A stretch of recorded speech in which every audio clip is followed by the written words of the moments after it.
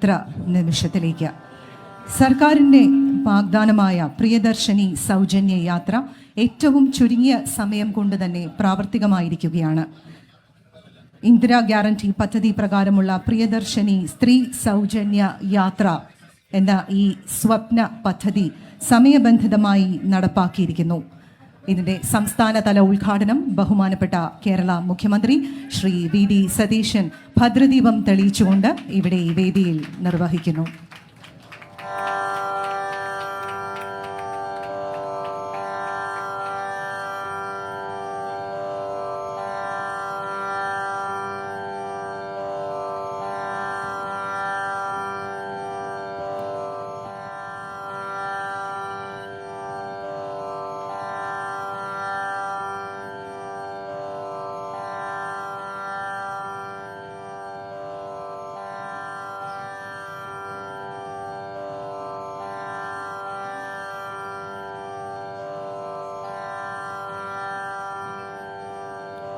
ഉദ്ഘാടന പ്രസംഗത്തിനായി ബഹുമാനപ്പെട്ട മുഖ്യമന്ത്രി ശ്രീ വി.ഡി. സതീശൻ അവർകളെ സാദരം ക്ഷണിക്കുന്നു.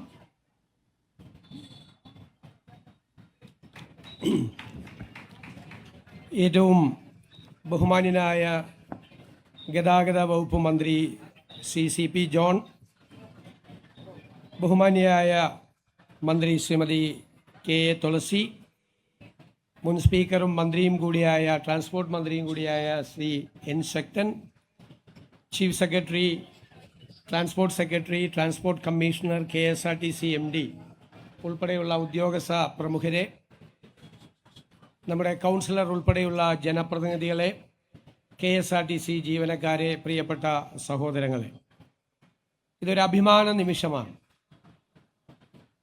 സർക്കാർ അധികാരത്തിൽ എത്തിയിട്ട് ഒരു മാസം തികയുന്നത് 18-ാം തീയതിയാണ്. അതിനു മുൻപ് ജനങ്ങൾക്ക് നൽകിയ ഒരു പ്രധാനപ്പെട്ട വാഗ്ദാനം പാലിക്കാൻ കഴിഞ്ഞതിൻ്റെ ചാരിതാർത്ഥ്യത്തിലാണ് ഞാനിവിടെ നിൽക്കുന്നത്. ഇന്ദിരാ ഗ്യാരണ്ടിയുടെ ഭാഗമായി പ്രഖ്യാപിച്ച സ്ത്രീകൾക്ക് ട്രാൻസ്പോർട്ട് ബസ്സിലെ സൗജന്യ യാത്രയുടെ 1-ാം ഘട്ടമാണെന്ന് ഇവിടെ ഉദ്ഘാടനം ചെയ്യപ്പെടുന്നത്. ഇവിടെ ജോൺ KSRTCയുടെ ചരിത്രത്തെക്കുറിച്ചെല്ലാം പറഞ്ഞു. ഇന്നിവിടെ ഈ ഉദ്ഘാടനം നടക്കുന്ന ഈ വേദി കൂടി ഒരുപാട് ചരിത്ര പ്രാധാന്യമുള്ള ഒരു സ്ഥലമാണ്. 110 വർഷം മുമ്പാണ് ഇവിടെ നിന്ന് ശ്രീ ചിത്തിര തിരുനാൾ മഹാരാജാവ് ആദ്യത്തെ ഒരു പബ്ലിക് ട്രാൻസ്പോർട്ട് വാഹനത്തിന് ഫ്ലാഗ് ഓഫ് ചെയ്തത്. 1965 KSRTC ജനകീയ മന്ത്രിസഭയുടെ ഭാഗമായി Kerala state road transport corporation bus service ആരംഭിച്ചത്. അതിൻ്റെ ഒരു പ്രത്യേക ഘട്ടത്തിൽ എത്തി നിൽക്കുമ്പോഴാണ് സ്ത്രീകൾക്ക് സൗജന്യ യാത്ര എന്ന പ്രിയദർശിനി പദ്ധതി ഈ സർക്കാർ നടപ്പാക്കുന്നത്. ഞാൻ ഇതിനെ കാണുന്നത് സ്ത്രീകൾക്ക് നൽകുന്ന ഒരു ഔദാര്യമായിട്ടല്ല. ഞാൻ കരുതുന്നത് ഈ പദ്ധതിക്ക് സാമൂഹ്യവും സാമ്പത്തികവുമായ പ്രതിഫലനങ്ങൾ നമ്മുടെ സമൂഹത്തിൽ ഉണ്ടാകുമെന്നാണ്. Socio economic impact. സാമൂഹ്യമായ പ്രതിഫലനം എന്ന് പറയുന്നത് സ്ത്രീകൾക്ക് അഭിമാനത്തോടു കൂടി സർക്കാരിൻ്റെ ഒരു വണ്ടിയിൽ യാത്ര ചെയ്യാൻ കഴിയുക. അത് സൗജന്യമല്ല. ഞങ്ങളുടെ സർക്കാർ, ഞങ്ങളുടെ വാഹനം, ഞങ്ങൾ ഇതിലൂടെ യാത്ര ചെയ്യുന്നു. എത്രയോ സാധാരണക്കാരായ സ്ത്രീകളാണ് KSRTCയിൽ യാത്ര ചെയ്യുന്നത്. വലിയ അലൂമിനിയം പാത്രവുമായി മത്സ്യ വിപണനത്തിന് പോകുന്ന മത്സ്യത്തൊഴിലാളി സ്ത്രീകൾ നഗരങ്ങളുടെ അപ്പുറത്ത് നിന്ന് ഈ നഗരത്തിലേക്ക് ഹോം മെയ്ഡായി ഫ്ലാറ്റുകളിലും വില്ലകളിലും 3-4 ഫ്ലാറ്റുകളിൽ പോയി ജോലി ചെയ്യുന്ന പാവപ്പെട്ട സ്ത്രീകൾ, കഠിനാധ്വാനം ചെയ്ത് രാവിലെ എത്തി സന്ധ്യ എങ്ങുമ്പോൾ തിരിച്ച് വീട്ടിലേക്ക് മടങ്ങുന്ന പാവപ്പെട്ട സ്ത്രീകൾ, വിദ്യാർത്ഥിനികൾ, ജീവനക്കാർ, പല തട്ടിലുള്ള സ്ത്രീകൾ, സാധാരണക്കാരായ സ്ത്രീകൾ, ആശുപത്രികളിലേക്ക് വരുന്നവർ, ബാങ്കുകളിൽ പോകാൻ വരുന്നവർ, സർക്കാർ ഓഫീസിൽ പോകാൻ വരുന്നവർ എത്രയോ പേരാണ്. തൊഴിലെടുത്ത് ജീവിക്കുന്ന എത്രയോ പാവം സ്ത്രീകളാണ്. പലരും എന്നോട് പറഞ്ഞു, കണക്ക് കൂട്ടി പറഞ്ഞു, സാർ ഇത്രയും രൂപ ഞങ്ങൾക്ക് മാറ്റിവെക്കാൻ കഴിയും. ആ മാറ്റിവെക്കാൻ കഴിയുന്ന രൂപ എന്ത് ചെയ്യണമെന്ന് പോലും അവർ തീരുമാനിച്ചിട്ടുണ്ട്. നേരത്തെ നമ്മൾ അധികാരത്തിൽ വരുന്നതിന് മുമ്പ് അവർ തീരുമാനിച്ചിട്ടുണ്ട്. ഈ പദ്ധതി നടപ്പിലാക്കിയാൽ ഒരു മാസം, ഒരു ദിവസം എത്ര രൂപ സേവ് ചെയ്യാൻ പറ്റും, ഒരു മാസം എത്ര രൂപ സേവ് ചെയ്യാൻ പറ്റും, ആ പണം എന്ത് ചെയ്യണം. ഒരു സ്ത്രീ എന്നോട് ഉപദേശം ചോദിച്ചു. അപ്പം എനിക്ക് ധനകാര്യം കിട്ടുമെന്നൊന്നും എനിക്കറിയില്ലല്ലോ, അന്ന് മന്ത്രിയാവുമെന്നും മുഖ്യമന്ത്രിയാവുമെന്നൊന്നും അറിയില്ല. ഞാൻ പറഞ്ഞു KSF-യിൽ ചിട്ടി കൂടിയാൽ മതിയെന്നും. ഇപ്പം എനിക്ക് തോന്നി നല്ല ഉപദേശമായിരുന്നു. ഇപ്പോൾ KSF എൻ്റെ വകുപ്പിൻ്റെ ഭാഗമാണ്.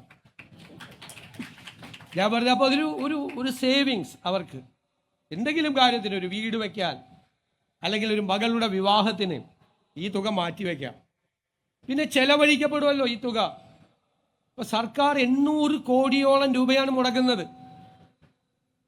800 കോടിയാണ് ഒരു വർഷം സർക്കാർ ഈ പദ്ധതിക്ക് വേണ്ടി മുടക്കുന്നത്. 800 കോടി രൂപ KSRTCക്ക് കൊടുക്കുകയാണ്. അല്ലാതെ KSRTCയെ സാമ്പത്തിക പ്രതിസന്ധിയിലാക്കി നിങ്ങൾ കൊടുത്തോ എന്നല്ല പറയുന്നത്.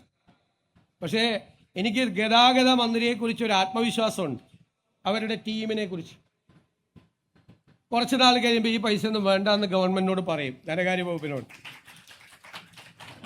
അവരുടെ ആ ടീം അത് നന്നായി ചെയ്യുമെന്നാണ് എൻ്റെ വിശ്വാസം. KSRTCയുടെ വരുമാനം അവർ വർദ്ധിപ്പിക്കും, ഒരു സംശയം വേണ്ട. ഈ പണം നമ്മുടെ കേരളത്തിൽ തന്നെ ചെലവഴിക്കപ്പെടും. ഈ പണം പല കാര്യങ്ങൾക്കായി ചെലവഴിക്കപ്പെടും. പല രീതിയിൽ ടാക്സായും അല്ലാതെയുമായി മണി സർക്കുലേഷൻ്റെ ഭാഗമായി ഇത് തിരിച്ചു വരുന്നൊരു ആക്ടിവിറ്റിയാണ്. ഈ പണം ചെലവഴിക്കപ്പെടും. ആ പണം ചെലവഴിക്കപ്പെടുമ്പോൾ അതിൻ്റെ ഗുണം പൊതുസമൂഹത്തിനും ജനങ്ങൾക്കും ഉണ്ടാവും, ഒരു സംശയമില്ല. പിന്നെ ഉത്കണ്ഠ എന്താ? ഒന്ന്, പ്രൈവറ്റ് ട്രാൻസ്പോർട്ട് നടത്തുന്ന ആളുകൾക്കൊരു ഉത്കണ്ഠയുണ്ട്, സ്വാഭാവികമാണ്. ഞാൻ അവരോട് പറയുന്നു, നിങ്ങൾ ഇനി മുതൽ പ്രൈവറ്റ് ട്രാൻസ്പോർട്ടുകാരല്ല, നിങ്ങളും പബ്ലിക് ട്രാൻസ്പോർട്ടിൻ്റെ ഭാഗമാണ്.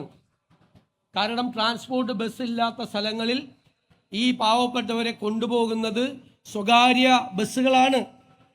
പണ്ടൊക്കെ വലിയ മുതലാളിമാരാണ് എന്ന് നമ്മൾ പറയും, ബസ് മുതലാളി. ഇപ്പം ഇല്ല. ഇപ്പം ബസ് മുതലാളിയായിട്ട് വീട്ടിലിരുന്നാൽ ബസ് വേറെ വഴിക്ക് പോകും. ഒന്നുകിൽ കണ്ടക്ടറായിട്ട്, അല്ലെങ്കിൽ ചെക്കറായിട്ട്, അല്ലെങ്കിൽ ക്ലീനറായിട്ട് വണ്ടി കയറണം മുതലാളി കൂടി. ആ ഒരു കാലമാണ്. ട്രാൻസ്പോർട്ട് ബിസിനസ് നല്ല ക്രൈസിസിലാണ്. ഈ ഗവൺമെൻറ് അതിനെക്കുറിച്ച് നന്നായി പഠിച്ചിട്ടുണ്ട്. അവർക്ക് കയറി വരാൻ വേണ്ടിയിട്ടുള്ള അന്തരീക്ഷം കൂടി ഈ സർക്കാർ ഉണ്ടാക്കുമെന്ന് ഞാൻ അവർക്ക് വാക്ക് നൽകുന്നു. കേരളത്തിലെ പബ്ലിക് ട്രാൻസ്പോർട്ടേഷൻ സംവിധാനം മികച്ചതാക്കണം എന്നതാണ് ഈ സർക്കാരിൻ്റെ സ്വപ്നം.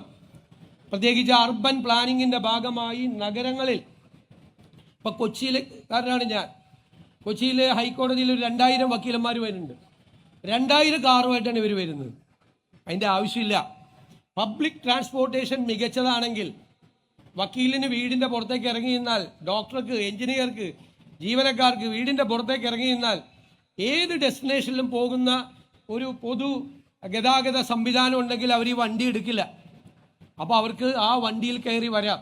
അപ്പം നമ്മുടെ ഈ നഗരങ്ങളിലെ വാഹനങ്ങളുടെ സാന്ദ്രത കുറയ്ക്കാം. അതിനു വേണ്ടിയിട്ടുള്ളൊരു അർബൻ പ്ലാനിങ്ങും പബ്ലിക് ട്രാൻസ്പോർട്ടേഷൻ സിസ്റ്റത്തെക്കുറിച്ചും ഈ ഗവൺമെൻറ് ഗൗരവതരമായി ആലോചിക്കുന്നുണ്ട്. അത് സ്വകാര്യ മേഖല കൂടി അതിൻ്റെ പങ്കാളികളാവും. ആ സ്വകാര്യ മേഖലയ്ക്ക് എന്തെങ്കിലും ഒരു നഷ്ടം ഈ ഒരു പദ്ധതി കൊണ്ട് ഉണ്ടായിട്ടുണ്ടെങ്കിൽ അതുകൂടി നികത്താനുള്ള നടപടി ഗവൺമെൻറ് സ്വീകരിക്കുമെന്ന് ഞാൻ ഉറപ്പ് നൽകുന്നു. ഒരു സെക്ടറും തളരാൻ പാടില്ല. ഒരു സെക്ടറും. തളരുന്ന സെക്ടറിനെ താങ്ങി നിർത്തുകയാണ് ഗവൺമെൻറ്റിൻ്റെ ജോലി. മൂന്നാമതൊരു കാര്യം, അതെനിക്ക് ഇഷ്ടപ്പെട്ടു. നമ്മുടെ മെൻസ് അസോസിയേഷൻ അവർ ഭയങ്കരമായ പ്രതിഷേധമാണ്. സ്ത്രീകൾക്ക് മാത്രം സൗജന്യം കൊടുക്കാൻ പോകുന്നു എന്നുള്ള ഒരു പ്രതിഷേധമാണ്. അപ്പോൾ അവർ വേറെ ബസ്സിലൊക്കെ യാത്ര ചെയ്യുന്നുണ്ട്. അതൊരു രസകരമായ ഒരു കാര്യം കൂടിയായിട്ടാണ് ഞാൻ കാണുന്നത്. അതിനോടൊന്നും നമുക്കൊരു വിരോധമില്ല. പക്ഷെ എല്ലാ പ്രശ്നം എന്താ? പൊതുവായി എല്ലാ പുരുഷന്മാരെയും കുറിച്ചല്ല ഞാൻ പറഞ്ഞത്. ഞാൻ ഒരു പുരുഷ വിരോധിയൊന്നുമല്ല. ഈ ഇത്രയും പൈസ ബാക്കി വരുന്നു എന്ന് പറഞ്ഞ് ഇവർ യാത്ര ചെയ്യുമ്പോൾ ഇവരുടെ കയ്യിലാണെങ്കിൽ ആ പൈസ വീട്ടിലെത്തും. മറ്റേതാ, സൗജന്യം കൊടുത്താൽ ഈ ബാക്കി വരുന്ന പകുതി കുറച്ച് പേര് കൊടുക്കും വീട്ടിൽ, ബാക്കി അവിടെ പോവും. ഞാൻ പറയില്ല, ഗവൺമെൻറ്റിന് കിട്ടും പൈസ, സർക്കാരിന് കുഴപ്പമൊന്നും ഉണ്ടാവില്ല, പോയില്ല. അപ്പോൾ ഇവർക്കൊന്ന് കൊടുക്കട്ടെ. മാത്രമല്ല, ഞാൻ പറയുന്നു, ഈ പദ്ധതി ഈ സംസ്ഥാനത്തെ സർക്കാരിന് കേരളത്തിലെ സ്ത്രീകളോടുള്ള ആദരവായി നിങ്ങൾ കാണണം. ആദരവാ. സ്ത്രീകളെ ബഹുമാനിക്കാൻ ഒരു സമൂഹം പഠിക്കണമെന്നുള്ളൊരു സന്ദേശം കൂടിയാണ്. ആദരവോടുകൂടി ബഹുമാനത്തോടു കൂടി നമ്മുടെ അമ്മമാരെ, സഹോദരിമാരെ അവരെ കാണണം.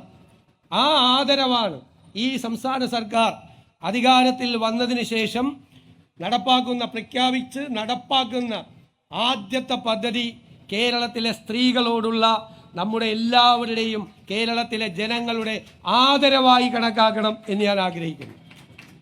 ഒരു സന്തോഷം കൂടിയുണ്ട്. ആദ്യം ഈ ബസ് യാത്ര ചെയ്യുമ്പോൾ ഇതിലെ ഡ്രൈവറും കണ്ടക്ടറും വനിതകളാണ്. മാത്രമല്ല ഗതാഗത വകുപ്പിൽ ഒരു വനിതയാണ് സെക്രട്ടറി. ചുമതലയേറ്റ ഒരു വനിതാ സെക്രട്ടറി ആദ്യം ഉത്തരവിടുന്നത് ഇതാണ്. ഈ പരിപാടി, ഈ പദ്ധതി കൂടിയാണ്. മൊത്തം അങ്ങ് സ്ത്രീകൾ ടേക്ക് ഓവർ ചെയ്തേക്കുക. അങ്ങനെ ആകട്ടെ, ഇനിയുള്ള കാലവും അങ്ങനെ ആകട്ടെ എന്ന് ഞാൻ ആശംസിച്ചുകൊണ്ട് നിറഞ്ഞ അഭിമാനത്തോടു കൂടി, നിറയുന്ന കണ്ണുകളോടുകൂടി ഞാൻ ഈ പ്രിയദർശിനി പദ്ധതി കേരളത്തിലെ സ്ത്രീകൾക്കായി സമർപ്പിക്കും. നിങ്ങൾ സ്വർണ്ണാഭരണങ്ങൾ വാങ്ങുമ്പോൾ വഞ്ചിതരാകാതിരിക്കാൻ ജാഗ്രത പാലിക്കുക. 2023 ഏപ്രിൽ 1 മുതൽ സ്വർണ്ണ പരിശുദ്ധി ഉറപ്പുവരുത്തുന്നതിന് കേന്ദ്ര ഗവൺമെന്റ് ആഭരണങ്ങളിൽ HUID നിർബന്ധമാക്കിയിരിക്കുന്നു.